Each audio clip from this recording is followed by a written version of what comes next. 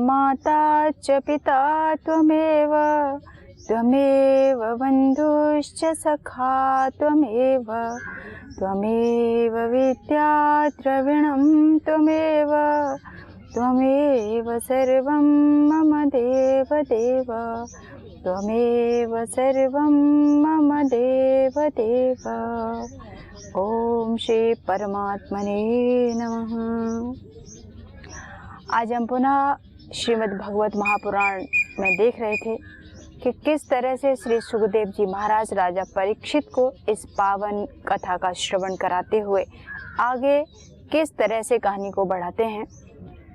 जब इंद्र परास्त हो जाते हैं असुरों से तो वो परेशान होकर भगवान की शरण में पहुंचते हैं। सभी देवता विश्वरूप उनकी फिर से रक्षा करते हैं जो वृत्रासुर के पुत्र होते हैं, लेकिन वो असुर कुल के होने के नाते असुरों की आहुति भी देते हैं। लेकिन इंद्र को जब इस बात का पता चलता है तो बहुत क्रोधित हो जाते हैं और बोले उनका वध भी कर देते हैं। लेकिन इंद्र को उस पर कोई पश्चाताप नहीं होता। जब उन्हें इसका पता चला कि ये तो मेरे साथ इन्होंने धोखा किया है, क्रोध अग्नि वशीभूत होकर के वो उनका वध कर देते हैं, उसका पश्चाताप भी नहीं करते। इसी क्रम को हम आगे बढ़ाते हुए देखेंगे कि जब विश्वरूप का वध हो जाता है उसके बाद उनके पिता अपने पुत्र की मृत्यु का बदला लेने के लिए एक काल रूप पुरुष को जन्म देते हैं। अब इससे इंद्र भयभीत हो जाते हैं कि इससे मेरी रक्षा कौन करेगा। तो हर बार जब जब देवता परास्त होते हैं वो भगवान की तरफ ही जाते हैं और ऐसे ही यहाँ पर फिर से एक बार इंद्र भगवान की शरण में पहुँचते हैं। अपना जब कोई होता है रक्षा के लिए तो व्यक्ति वहीं पर जाएगा, जैसे कि इंद्र हैं। भगवान हर पल हर क्षण उनकी रक्षा करते हैं, बार बार रक्षा करते हैं। ऐसे ही इंद्र को फिर से कहा कि अब आपको वृत्रासुर ने जिस राक्षस को जन्म दिया है वो केवल और केवल दधीचि ऋषि की जो हड्डियां हैं उनसे शस्त्र बनाए जाएं, तभी उनका वध किया जा सकता है। अब उन हड्डियों को मांगे कैसे। इंद्र हिम्मत करके पहुंचते हैं दधीचि ऋषि के पास हड्डियां मांगने के लिए। तो जब बार बार व्यक्ति गलती करे फिर भी उसकी रक्षा करते जाएं, ऐसा केवल एक परमात्मा ही है। तो ऐसे ही इंद्र और देवता जब भी हताश निराश होते हैं, परास्त होते हैं, केवल एक ही सहारा नजर आता है, वो है भगवान। तो ऐसे ही संसार में भी हम देखते हैं कई बहुत सारे दीन दुखी लोग हैं, लेकिन परोपकार वही करता है जिसके दिल में उदारता है, धार्मिकता है, जो भगवान को शरण में अपने आप को उनका भक्त समझता है। लेकिन ऐसी दुनिया भी है जो परोपकार तो करती है लेकिन उसके साथ कुछ चाहने की कामना भी होती है कि मैंने इसके लिए ये किया तो इससे मुझे क्या मिलेगा। ऐसे ही यहाँ पर एक कथानक के माध्यम से हम देखते हैं कि डॉक्टर चड्ढा बहुत प्रसिद्ध थे, ऐश्वर्य सम्मान धन कोई कमी नहीं उनके पास। पास के गांव में एक व्यक्ति बुजुर्ग, उनके पास उतना धन संपदा तो नहीं था, लेकिन दयालु करुणामयी परोपकारी व्यवहार एक बहुत बड़ी चीज होती है जो कि उनमें थी। उनका पुत्र बीमार पड़ा, वो डॉक्टर की बहुत नाम सुना था, उनके घर पहुंच जाते हैं और डॉक्टर चड्ढा से अनुनय विनय करते हैं। लेकिन डॉक्टर अपने मद और ऐश्वर्य में आकर एक बार भी उन बुजुर्ग की तरफ नहीं देखा। उन्होंने कई बार इशारा किया और बोले भी कि मेरा पुत्र बहुत बीमार है, आप मेरे घर जाएंगे तो उसकी रक्षा हो सकेगी। लेकिन डॉक्टर ने सीधा जवाब दिया, मेरे पास समय नहीं है, और उनको उपेक्षा करते हुए अपनी गाड़ी की तरफ बढ़ के हॉस्पिटल के लिए निकल गए। चाहते तो वो उस बुजुर्ग को बिठा करके उसके घर जाकर अगर उनके बच्चे को एक क्षण देख लिया होता तो हो सकता है जान बच भी जाती, लेकिन वो निराश होकर अपने घर की ओर वापस चले जाते हैं और वहाँ जाकर देखते हैं कि कुछ पल के बाद उनका पुत्र दम तोड़ देता है। तो ऐसा भी ऐश्वर्य संपदा किस काम की कि आपकी वजह से दूसरे के प्राण चले जाएं। कुछ समय बीता, डॉक्टर चड्ढा बहुत प्रसिद्ध, आपके पास ऐश्वर्य सब कुछ है लेकिन वाणी व्यवहार नहीं, तो वो किसी काम का नहीं। जैसे कि इनके साथ हुआ, इनके पुत्र को सर्प ने डस लिया, उनका बेटा मूर्छित हो जाता है, पूरा शरीर नीला पड़ गया क्योंकि जहरीले सर्प ने काट लिया। आसपास के जो घर के लोग थे वो सभी उनके पड़ोसी इकट्ठे हो गए और सबने उन बुजुर्ग का नाम सुन रखा था जो उनका बेटा जो जा चुका था। डॉक्टर चड्ढा को बताया कि यहाँ पर एक वृद्ध का गांव में पास में रहते हैं, बहुत अच्छी दवाई देते हैं। बोला जहाँ भी हैं उन्हें जा कर के तुरंत बुलाया जाए। उनके सेवक जो भी काम करने वाले थे बुलाने के लिए पहुँचते हैं। तो जब बुजुर्ग ने उनका नाम सुना, ये तो वही डॉक्टर है जिसके पास मैं कभी अपने पुत्र के लिए गया था। तो उनके मन में आया, स्वाभाविक है जिसका पुत्र चला जाए अगर किसी की वजह से ना देखने से, और फिर आप उस व्यक्ति के लिए कार्य करने के लिए आगे बढ़ें, बड़ा कठिन है व्यवहार में देखा जाए तो। बुजुर्ग ने उस समय क्रोध में आके बोल दिया कि मैं नहीं आऊँगा, उनको जाके कह देना। लेकिन बहुत अनुनय भी न किया, उसके बाद भी नहीं माने। जब उनके सेवक वापस घर आ जाते हैं उसके बाद वो वृद्ध मन में विचार करने लगे कि मेरा पुत्र तो इस दुनिया से जा चुका है, अब वो दोबारा नहीं आ सकता, लेकिन मेरी वजह से किसी की जान चली जाए ये तो उचित नहीं होगा। मैं भगवान को क्या जवाब दूंगा? ऐसे लोग बहुत कम होते हैं। उनके मन में करुणा आई और वो उठा के अपना बैग चड्ढा के घर की ओर चल पड़े। डॉक्टर के घर पहुंचते हैं और मन में भगवान से प्रार्थना करते हुए जाते हैं कि हे प्रभु उसकी रक्षा करना, मेरे पहुंचने में कहीं विलम्ब ना हो जाए। जैसे ही वहाँ घर में पहुँचे उनका पुत्र मूर्छित पड़ा है। वो जड़ी बूटी जो भी औषधियाँ थीं ले जाकर जैसे ही बच्चे को सूंघाते हैं वो होश में आने लगता है और उसकी जीवन बच जाता है। तो कहने का मतलब यही है कि जब आपको ऐश्वर्य सम्मान मिले, मर्यादाएं मिल रही हैं, खूब ख्याति बढ़ रही है, तो उस समय व्यक्ति को और विनम्र हो जाना चाहिए। जब जब इंद्र के पास सत्ता आई वो अपने सत्ता के मद में आकर के हमेशा उन्होंने दूसरों का विनाश किया। अब विश्वरूप ने उनके कल्याण के लिए यज्ञ किया था, लेकिन उनकी माँ असुर वंश से संबंध रखती थी, इस वजह से उनको भी आहुति अर्पण कर रहे थे, लेकिन कल्याण इंद्र का ही होना था। परंतु इंद्र संशय युक्त होकर के उनका वध कर देता है। तो ऐसे व्यक्ति का कभी कोई भला करेगा क्या? लेकिन भगवान फिर भी मार्ग बताते हैं, क्योंकि सत्य की रक्षा करना प्रभु का धर्म है। तो ऐसे ही समाज में हम जहाँ भी हैं, जिस जगह भी हैं, जहाँ हमें लगे ये उचित है ये अनुचित है, वहाँ पर सदा सत्य का साथ देना, क्योंकि जीत सत्य की होनी है। किसी के लिए हित करने के मन में भावना आई तो बदले की भावना कभी ना हो कि इनसे मुझे क्या मिलेगा। दूसरे का हित करने का भाव जब मन में आए तो ये एक बहुत बढ़िया रास्ते की तरफ आपका कदम है। आप उस कार्य को कर रहे हैं जिसके लिए ये शरीर का जन्म हुआ। ऐसे ही एक और दृष्टांत है, जैसे प्रसिद्ध कहानियाँ सभी सुनते भी हैं बच्चों का। बच्चे स्कूल में पढ़ने जाते हैं, एक अध्यापक पाठ पढ़ा रहे होते हैं, बोले सबको परोपकार करना चाहिए। तो सब बच्चों से पूछा कि कल आप सबका होमवर्क है, कल से प्रतिदिन आपको परोपकार करना होगा। सब बच्चे बोले जी करके आएंगे। छुट्टी हुई, दूसरा दिन हुआ, सारे बच्चे आ रहे थे, 3 बच्चे एक साथ। देखा कि एक बुजुर्ग माता बैठी हैं, उनको रोड क्रॉस करना है। एक ने उठा के दूसरी तरफ उन्हें पहुंचा दिया। ये तो हो गया परोपकार, अच्छी बात है, सेवा किया। आप दोनों सोचने लगे इसने तो ये कार्य कर लिया, मैं क्या करूं? माता जी एक ही है, एक बार उनको जाना था, वो निकल गई। अब एक दूसरा बच्चा उठा, वो भी माता का हाथ पकड़ा, जिधर से लेके आए उसी साइड छोड़ के आ गया। फिर तीसरा वाला खड़ा हो गया। अब माता बोली तुम लोग जाओ, मैं अपने आप चली जाऊंगी। लेकिन बच्चे तो बच्चे, नहीं आपको हम ही रोड पार कराएंगे, आप हमारे साथ चलिए। अब माता जी परेशान बच्चों से, बोली नहीं जाएंगे। जबरदस्ती हाथ पकड़ा और तीसरे ने भी उसको रोड पार करा दिया।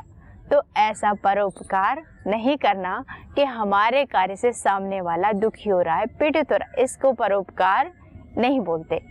अब बच्चे पहुंचे स्कूल में, अध्यापक ने फिर से पूछा कि मैंने जो होमवर्क दिया था वो आप सबने पूरा किया? तीनों ने हाथ खड़ा कर दिया, जी किया है। बोले बताओ क्या किया?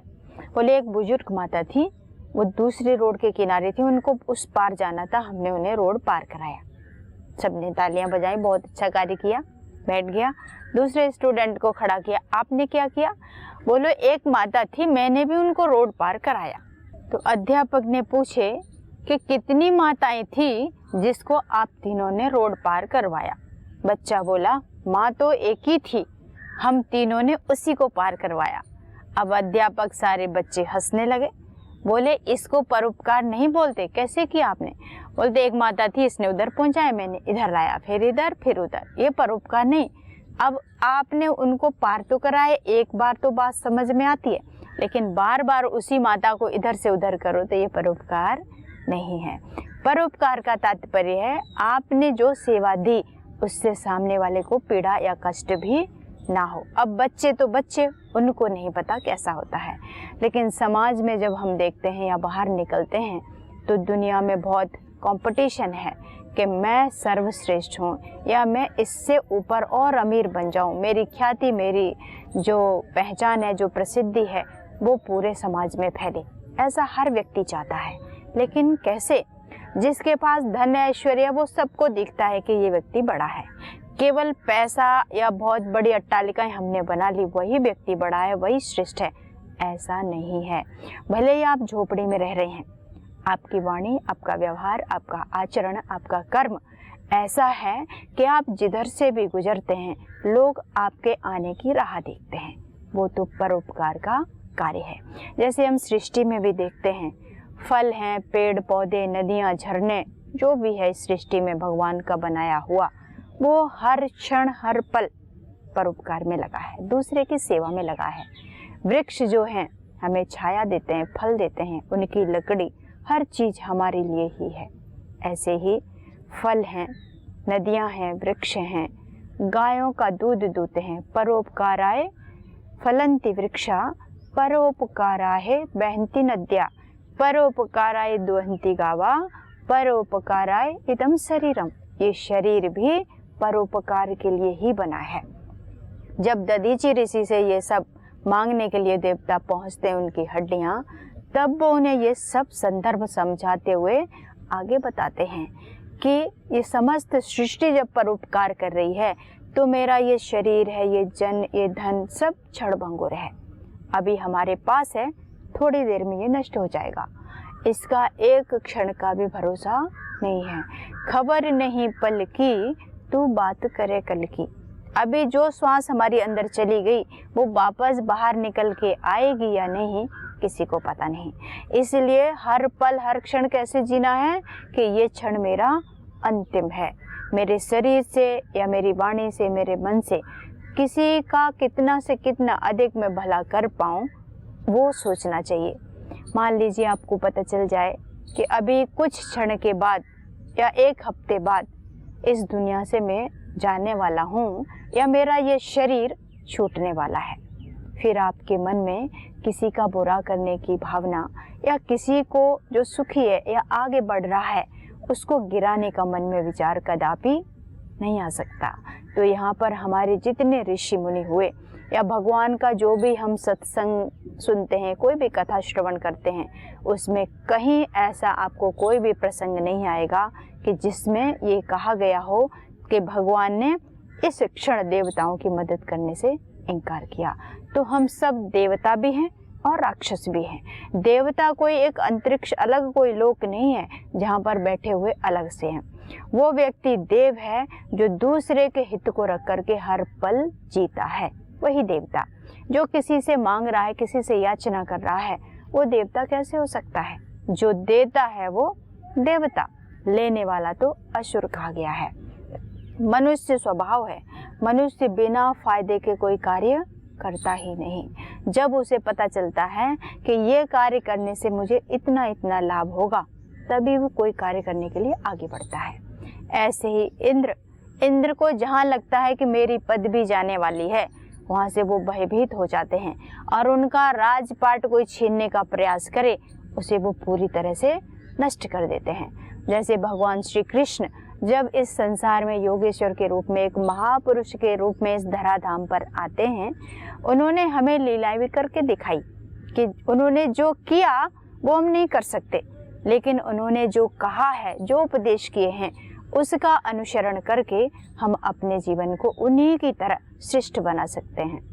तो भगवान श्री कृष्ण ने जो किया वो नहीं कर सकते, लेकिन उन्होंने जी करके जो उपदेश दिए उनको हम जरूर कर सकते हैं और हमारा जीवन भी श्रेष्ठ बन सकता है। आज हम भगवान श्री राम को याद करते हैं, कृष्ण भगवान को याद करते हैं, तो केवल एक ही कारण है, उनके द्वारा जो किया गया, जो उनका जीवन था, वो केवल अपने लिए नहीं, वो तो राजकुमार थे, एक राजा के घराने में पैदा हुए, वो राजघराने में आए, चाहते तो ऐश्वर्य से अपना जीवन जीकर इस संसार से जा सकते थे, लेकिन उस कृष्ण को कोई याद करता क्या, उन राम को कोई याद करता, लेकिन उन्होंने त्याग पूर्वक दूसरे के हित की भावना रखते हुए जो जीवन जिया, आज इस वजह से युगों युगों तक लोग उनको स्मरण करते हैं, उनके हर कर्म को याद करते हैं। तो श्रेष्ठ पुरुष होते हैं, जो महान होते हैं, वो सामने वाले के हित को हर पल हर क्षण ध्यान में रख करके अपने कर्म करते हैं। ऐसे ही एक अन्य उदाहरण भी है। दो राजा थे, अच्छे मित्र थे, लेकिन एक राजा, उनके शासन में प्रजा, बहुत सारे ऐसे व्यक्ति थे जो अपंग भी थे, किसी को नेत्र नहीं, किसी को हाथ नहीं, ऐसा था। और दूसरे उनके राजा जो मित्र थे, अन्य राज्य के राजा, उनके पास एक ऐसी औषधि, ऐसा सुरमा हाथ लगा कि आँख में लगाए तो आँख की रोशनी ठीक हो जाती।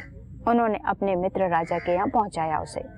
अब राजा चाहते तो अपनी आँख में लगा सकते थे, क्योंकि राजा की भी एक आँख नहीं थी, लेकिन राजा मन में सोचने लगा कि अगर मैं स्वयं इन सब चीज़ों का उपयोग करूँगा तो मैं राजा नहीं रह सकता। प्रजा के हित की भावना रख करके जो कर्म करता है वही शासक श्रेष्ठ कहलाता है। ऐसे ही इनके साथ हुआ। इनका मंत्री था, उसके दोनों नेत्र नहीं, लेकिन बड़े बुद्धिमान।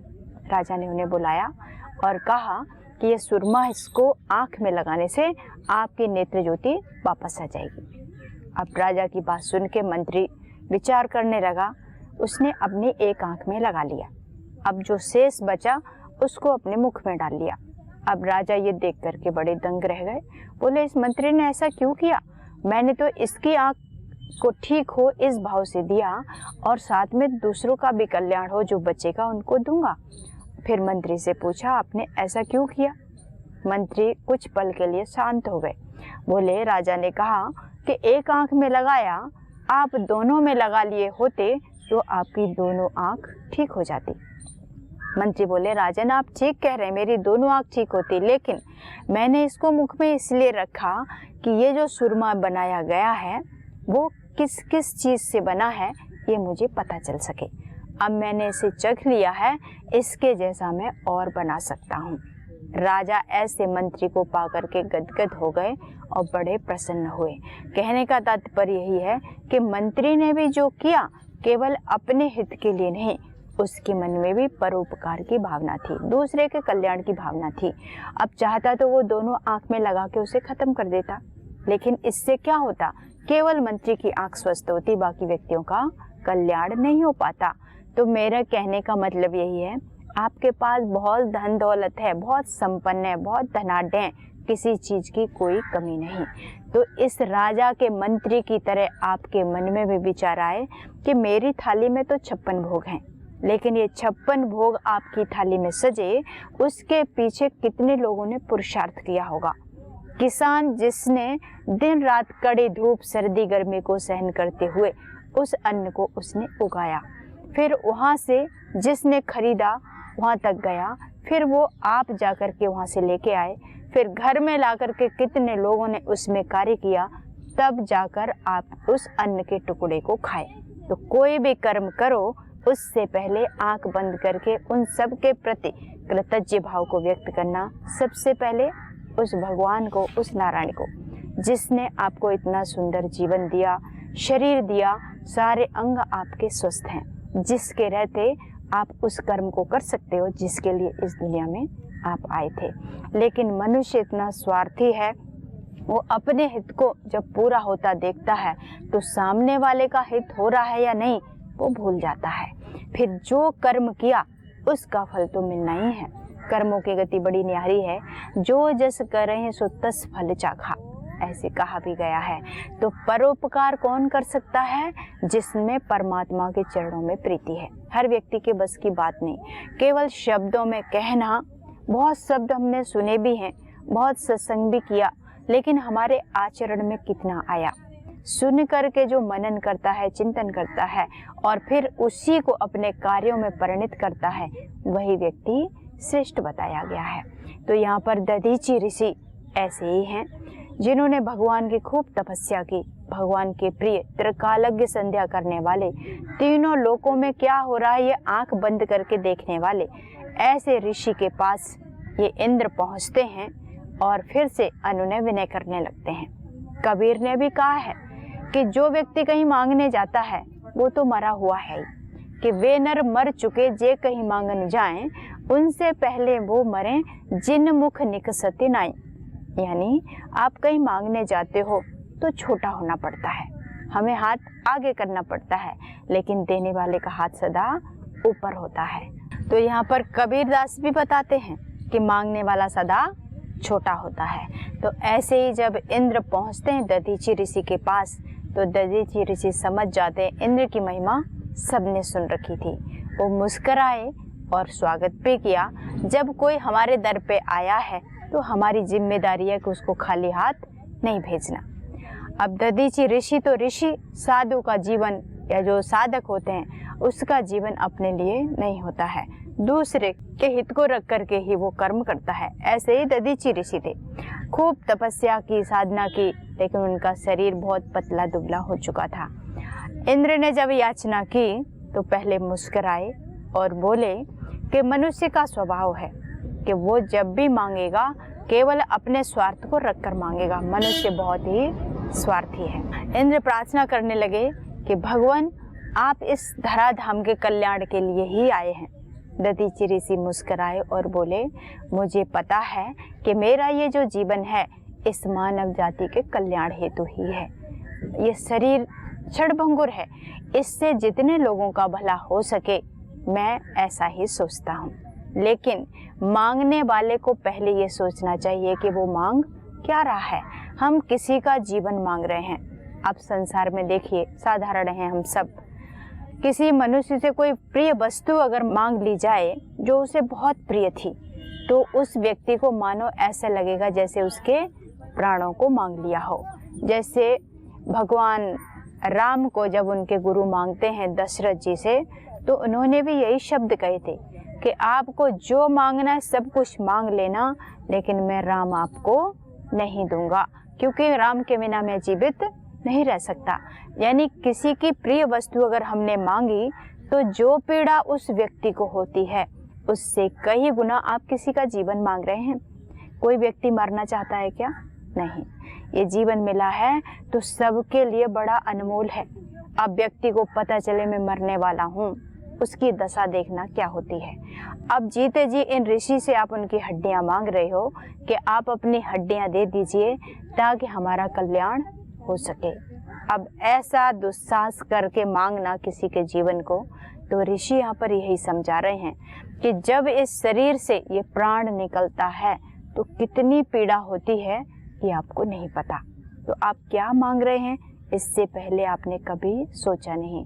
जो व्यक्ति दूसरे को दुख में दुखी होता है और सुख में सुखी होता है वो मनुष्य है, लेकिन अपने जीवन को कष्ट में डाल करके दूसरे व्यक्ति को मैं कैसे सुख दे सकता हूँ, वो भगवान या देवता ही कर सकते हैं। भगवान तो भगवान, उनका तो कहना ही क्या। अब पूतना की कथा आप सबने सुनी होगी, जो भगवान को विष पिलाने के लिए आती है, जो एक महापुरुष के रूप में जब इस धराधाम पे आते हैं, उस समय विष पीने के बाद भी वो आंख बंद करके यही विचार करते हैं कि कई बार अलग अलग लोगों के विचार हैं कि पूतना ने जब विष दिया भगवान को तो उन्होंने आंख बंद कर ली थी। क्यों आंख बंद की? तो इसके अलग अलग मत सबने व्यक्त किए। कुछ तो कहते हैं कि वो भगवान शिव का ध्यान कर रहे थे, क्योंकि उन्होंने जो विष पिया वो कंठ में किस तरह से रोका। तो वो भगवान से यही प्रार्थना करते हैं कि हे प्रभु, ये मुझे विष पिलाने के लिए आई है, इसे मैं कैसे पीऊँगा, क्योंकि विष तो केवल भगवान शिव ने ही पिया है। अब विष का तात्पर्य क्या? जीवन में जो भी कठिन परिस्थितियां सामने आए उनको ना तो बाहर निकालना और ना अंदर ले जाना। अंदर ले गए तो आपको हानि और बाहर निकाल दे तो संसार में हानि। तो यहाँ पर यही कहने का मतलब है कि भगवान जिसने विष पिलाया उसको आंख बंद करके यही चिंतन करने लगे कि इसको मैं कौन सी गति प्रदान करूं, क्योंकि स्त्री शरीर है। तो भगवान दयामयी करुणामयी, उन्होंने उसको वही गति प्रदान की जो माँ यशोदा को देनी थी। तो ऐसे दयालु भगवान के चरणों में जब गए तो वो सही रास्ता दिखाए और दधीची ऋषि के पास पहुंचा देते हैं। यहाँ दधीची ऋषि भी उन्हें समझाते हैं कि किसी के शरीर के आप जीवन मांग रहे हो, जीते जी अपने शरीर को छोड़ना बड़ा कठिन कार्य होता है। तो यहाँ पर दधीची ऋषि आगे अपनी हड्डियाँ किस तरह से देते हैं उनको, ये हम अगले अंक में देखेंगे। इसी के साथ मैं अपनी वाणी को विराम देती हूँ। ओम ओम शांति शांति शांति। ओम श्री गुरुभ्यो नमः।